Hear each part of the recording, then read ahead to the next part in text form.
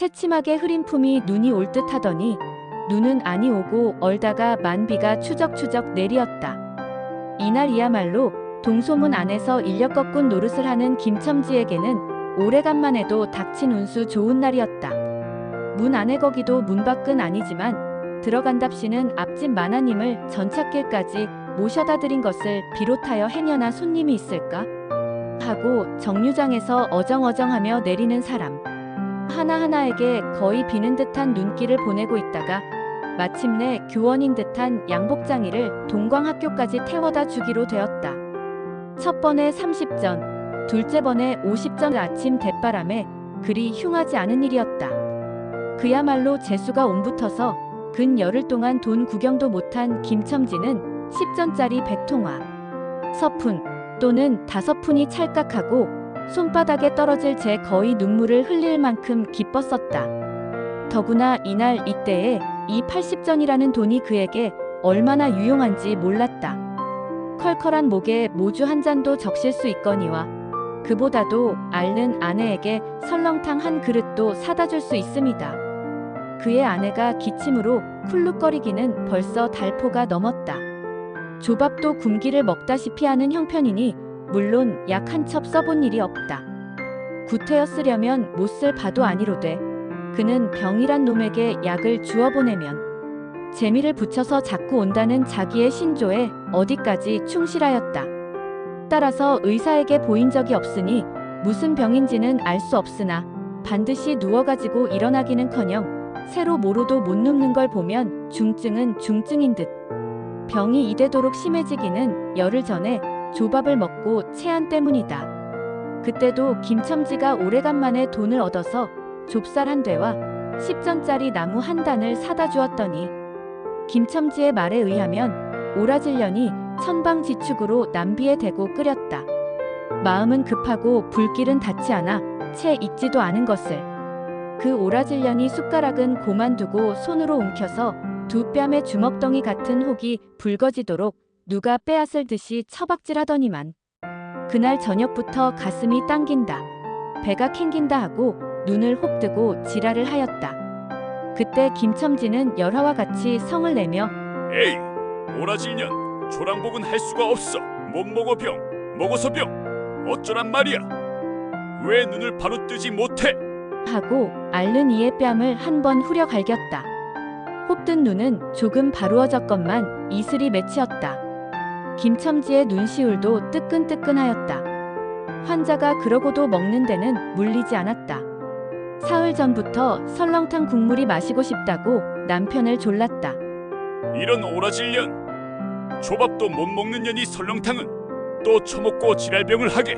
라고 야단을 쳐보았건만 못 사주는 마음이 시원치는 않았다. 인제 설렁탕을 사줄 수도 있다. 앓는 어미 곁에서 배고파 보채는 개똥이 3살 먹이에게 죽을 사줄 수도 있다. 마이너스 80전을 손에 쥔 김첨지의 마음은 푼푼하였다. 그러나 그의 행운은 그걸로 그치지 않았다. 땀과 빗물이 섞여 흐르는 목덜미를 기름 주머니가 다 된 외목수건으로 닦으며 그 학교 문을 돌아 나올 때였다. 뒤에서 인력거 하고 부르는 소리가 났다. 자기를 불러 멈춘 사람이 그 학교 학생인 줄 김첨지는 한 번 보고 짐작할 수 있었다. 그 학생은 다짜고짜로 남대문 정거장까지 얼마요? 라고 물었다. 아마도 그 학교 기숙사에 있는 이로 동기 방학을 이용하여 귀향하려 함이로다. 오늘 가기로 작정은 하였건만 비는 오고 짐은 입구에서 어찌할 줄 모르다가 마침 김첨지를 보고 뛰어나왔음이리라. 그렇지 않다면 왜 구두를 채 신지 못해서 질질 끌고 비록 곡구라 양복 일망정 노박이로 비를 맞으며 김첨지를 뒤쫓아 나왔으랴. 남대문 정거장까지 말씀입니까? 하고 김첨지는 잠깐 주저하였다. 그는 이 우중에 우장도 없이 그 먼 곳을 칠벅거리고 가기가 싫었음일까? 처음 것, 둘째 것으로 고만 만족하였음일까? 아니다. 결코 아니다. 이상하게도 꼬리를 맞물고 덤비는 이 행운 앞에 조금 겁이 났습니다. 그리고 집을 나올 제 아내의 부탁이 마음에 캥기었다. 앞집 마나님한테서 부르러 왔을 제 병인은 그 뼈만 남은 얼굴에 6월의 샘물 같은 유달리 크고 움푹한 눈에다 애걸하는 빛을 띄우며 오늘은 나가지 말아요. 제발 덕분에 집에 붙어 있어요. 내가 이렇게 아픈데. 하고 모기 소리같이 중얼거리며 숨을 걸그렁걸그렁 하였다. 그래도 김첨지는 대수롭지 않은 듯이 앞다 젠장 맞을 년 빌어먹을 소리를 다 하네. 맞붙들고 앉았으면 누가 먹여 살릴 줄 알아. 하고 훌쩍 뛰어나오려니까 환자는 붙잡을 듯이 팔을 내저으며 나가지 말라도 그래. 그러면 일찍이 들어와요. 하고 목매인 소리가 뒤를 따랐다. 정거장까지 가잔 말을 들은 순간에 경련적으로 떠는 손, 유달리 큼직한 눈, 울듯한 아내의 얼굴이 김첨지의 눈앞에 어른어른하였다. 그래, 남대문 정거장까지 얼마란 말이요? 하고 학생은 초조한 듯이 인력거꾼의 얼굴을 바라보며 혼잣말같이 인천차가 11점에 있고 그 다음에는 새로 2점이던가. 라고 중얼거린다. 이론 50점만 줍시오. 이 말이 저도 모를 사이에 불쑥 김첨지의 입에서 떨어졌다. 제 입으로 부르고도 스스로 그 엄청난 돈 액수에 놀래었다. 한꺼번에 이런 금액을 불러라도 본 지가 그 얼마만인가. 그러자 그 돈 벌 용기가 병자에 대한 염려를 사르고 말았다. 설마 오늘 안으로 어떠랴 싶었다. 무슨 일이 있더라도 제일 제2의 행운을 곱친 것보다도 오히려 갑절이 많은 이 행운을 놓칠 수 없다 하였다. 이런 50점은 너무 과한데. 이런 말을 하며 학생은 고개를 기웃하였다. 아니오시다. 이수로 치면 여기서 거기가 시오리가 넘는답니다. 또 이런 진날에는 좀 더 주셔야지요. 하고 빙글빙글 웃는 차부의 얼굴에는 숨길 수 없는 기쁨이 넘쳐 흘렀다. 그러면 달라는 대로 줄 터이니 빨리 가요. 관대한 어린 손님은 그런 말을 남기고 총총히 옷도 입고 짐도 챙기러 갈 대로 갔다.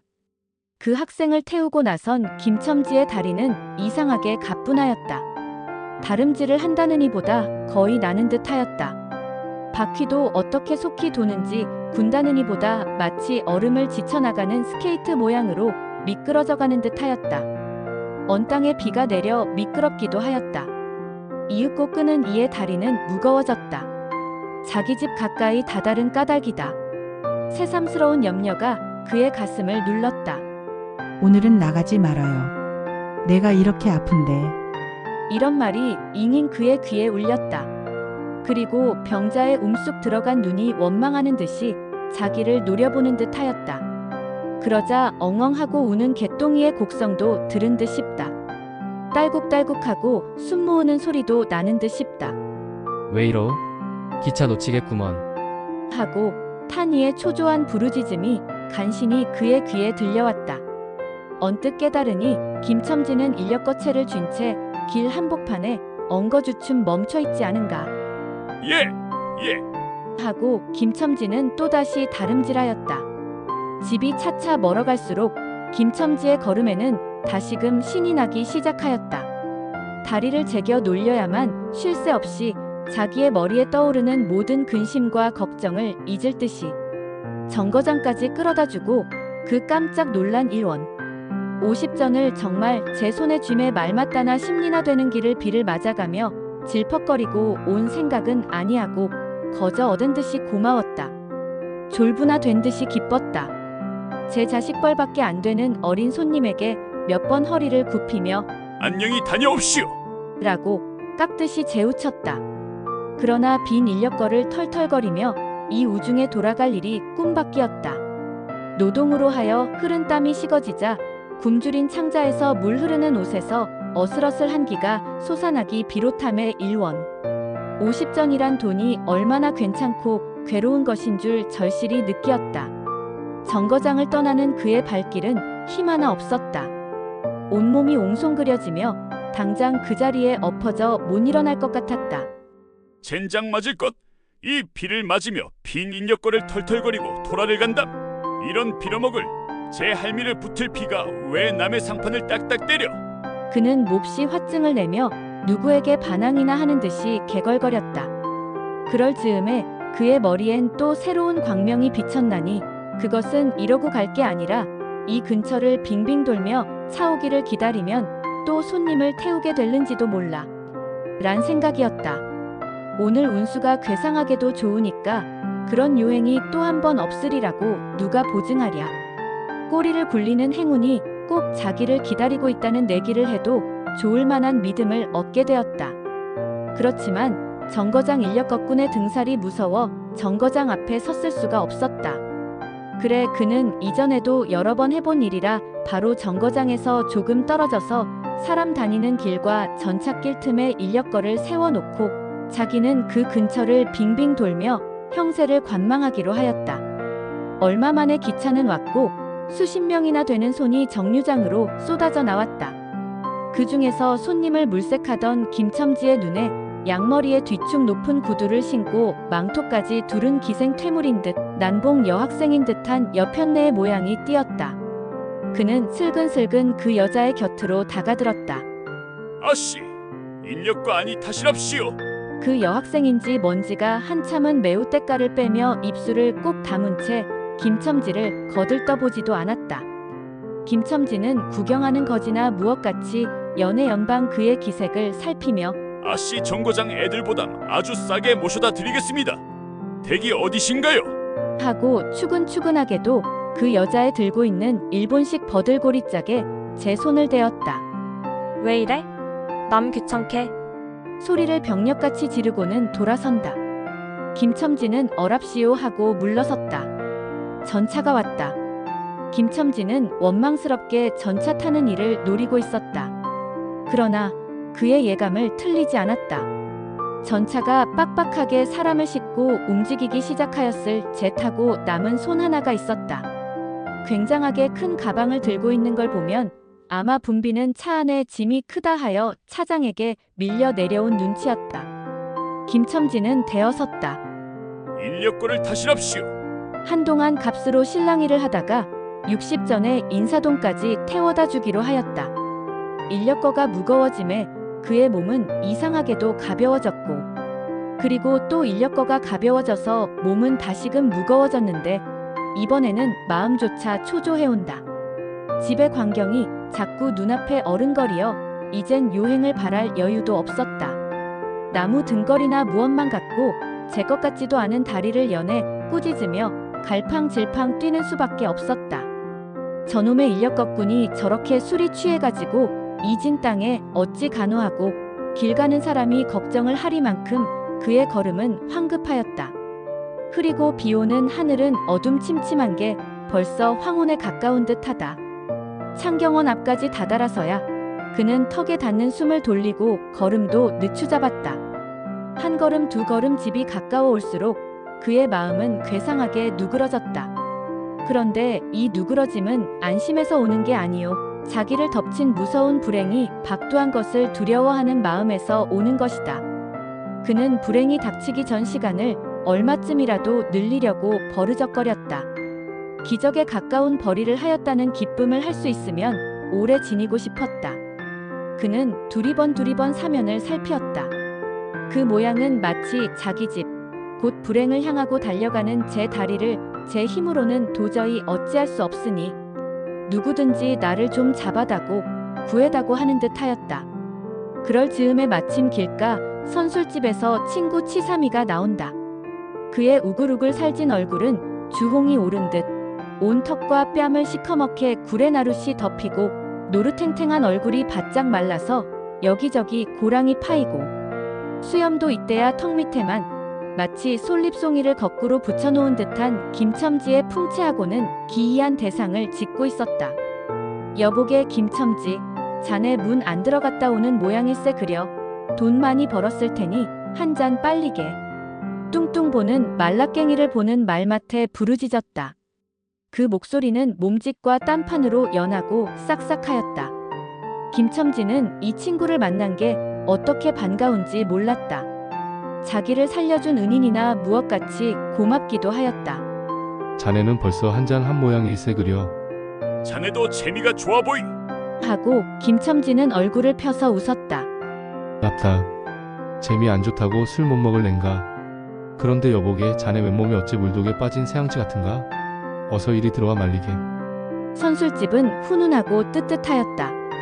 추어탕을 끓이는 솥뚜껑을 열정마다 뭉게뭉게 떠오르는 흰 김, 석쇠에서 빠지짓 구워지는 너비 안이 구이며 제육이며 간이며 콩팥이며 북어며 빈대떡. 이 너저분하게 늘어놓은 안주탁자에 김첨지는 갑자기 속이 쓰려서 견딜 수 없었다. 마음대로 할 양이면 거기 있는 모든 먹음먹이를 모조리 깡그리 집어 삼켜도 시원치 않았다. 하되 배고픈 이는 우선 분량 많은 빈대떡 2개를 쪼이기로 하고 추어탕을 한 그릇 청하였다. 줄인 창자는 음식 맛을 보더니 더욱더욱 비어지며 자꾸자꾸 드리라 하였다.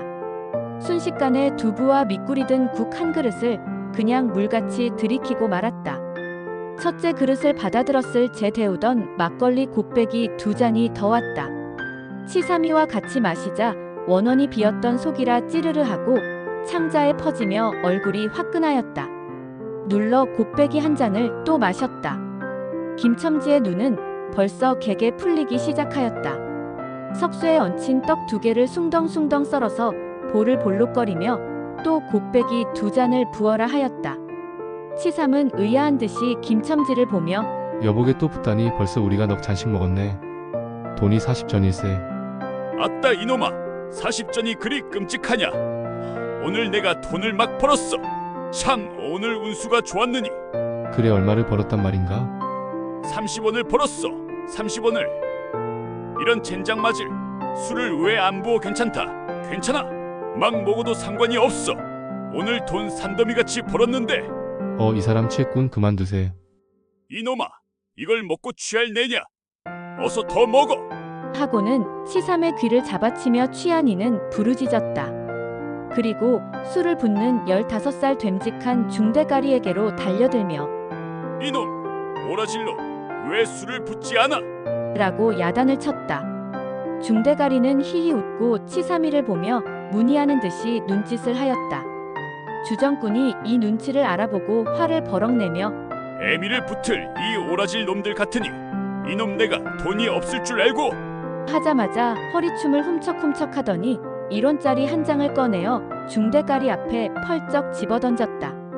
그 사품에 몇 푼 은전이 잘그랑하며 떨어진다. 여보게 돈 떨어졌네. 왜 돈을 막 끼웠나? 이런 말을 하며 일변 돈을 줍는다. 김첨지는 취한 중에도 돈의 거처를 살피는 듯이 눈을 크게 떠서 땅을 내려다보다가 불시에 제 하는 짓이 너무 더럽다는 듯이 고개를 소스라치자 더욱 성을 내며 바라봐, 이 더러운 놈들아, 내가 돈이 없나? 다리 뼈다구를 꺾어 놓을 놈들 같으니. 하고 치삼이 주어주는 돈을 받아 이 원수의 돈, 이 육시를 할 돈. 하면서 팔매질을 친다. 벽에 맞아 떨어진 돈은 다시 술 끓이는 양푼에 떨어지며 정당한 매를 맞는다는 듯이 쨍하고 울었다. 곱빼기 2잔은 또 부어질 겨를도 없이 말려가고 말았다. 김첨지는 입술과 수염에 붙은 술을 빨아들이고 나서 매우 만족한 듯이 그 솔잎송이 수염을 쓰다듬으며 또 부어, 또 부어. 라고 외쳤다. 또 한 잔 먹고 나서 김첨지는 치삼의 어깨를 치며 문득 껄껄 웃는다. 그 웃음소리가 어찌나 컸던지 술집에 있는 이의 눈이 모두 김첨지에게로 몰리었다. 웃는 이는 더욱 웃으며 여보게 치삼이, 내 우스운 이야기 하나 할까? 오늘 손을 태우고 정거장에까지 가지 않았겠나? 그래서 갔다가 그저 오기가 안 됐대 그려. 그래 전차 정류장에서 얼음얼음하며 손님 하나를 태울 궁리를 하지 않았나?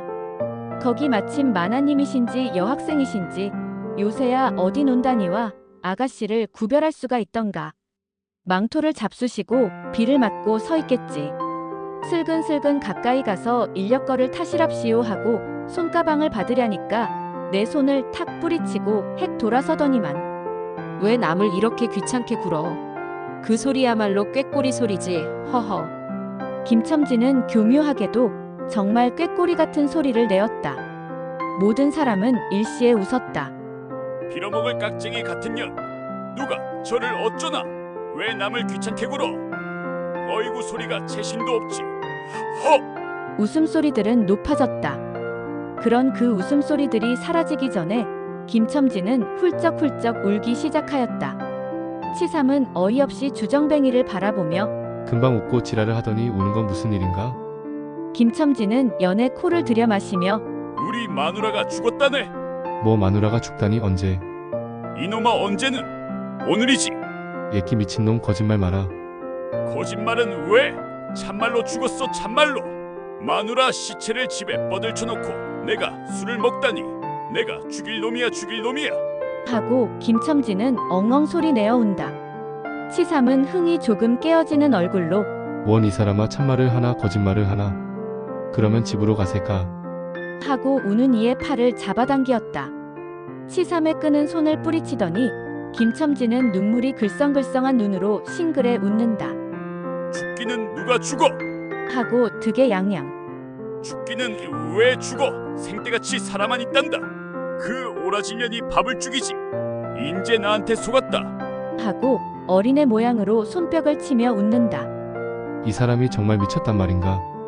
나도 아주머니가 앓는단 말은 들었었는데 하고 치삼이도 어떤 불안을 느끼는 듯이 김첨지에게 또 돌아가라고 권하였다. 안 죽었어. 안 죽었대도 그래. 김첨지는 화증을 내며 확신 있게 소리를 질렀으되 그 소리엔 안 죽은 것을 믿으려고 애쓰는 가락이 있었다. 기어이 1원어치를 채워서 곱빼기를 한 잔씩 더 먹고 나왔다. 굳은 비는 의연히 추적추적 내린다. 김첨지는 취중에도 설렁탕을 사가지고 집에 다다랐다.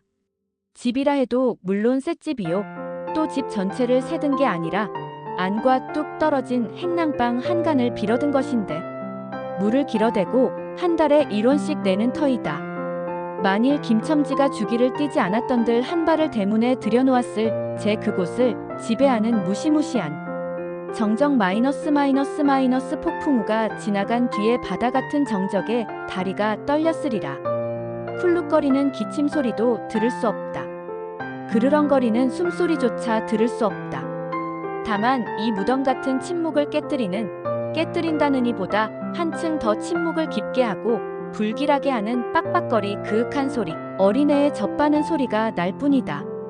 만일 청각이 예민한 이 같으면 그 빡빡 소리는 빨따름이요.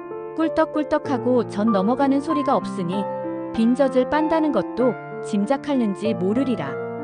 혹은 김첨지도 이 불길한 침묵을 짐작했는지도 모른다. 그렇지 않으면 대문에 들어서자마자 전에 없이 이 난장 맞을 년. 남편이 들어오는데 나와 보지도 않아. 이 오라질년. 이라고 고함을 친 게 수상하다. 이 고함이야말로 제 몸을 엄습해오는 무시무시한 증을 쫓아버리려는 허장성세인 까닭이다. 하여간 김첨지는 방문을 왈칵 열었다. 구역을 나게 하는 축이 마이너스 떨어진 삿자리 밑에서 나온 먼지네, 빨지 않은 지적 위에서 나는 똥내와 오줌내, 가지각색대가 켜켜이 앉은 옷내, 병인의 땀 섞은 내가 섞인 축이가 무딘 김첨지의 코를 찔렀다. 방 안에 들어서며 설렁탕을 한 구석에 놓을 사이도 없이 주정꾼은 목청을 있는 대로 다 내어 호통을 쳤다. 이 오라질년. 주야 장천 누워만 있으면 제일이야. 남편이 와도 일어나지를 못해. 라는 소리와 함께 발길로 누운 이의 다리를 몹시 찼다.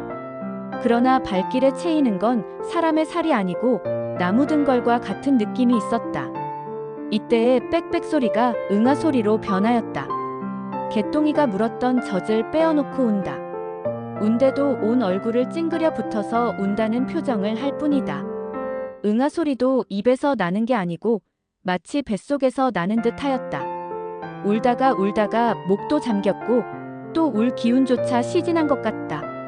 발로 차도 그 보람이 없는 걸 보자 남편은 아내의 머리맡으로 달려들어 그야말로 까치집 같은 환자의 머리를 껴들어 흔들며 이년아 말을 해.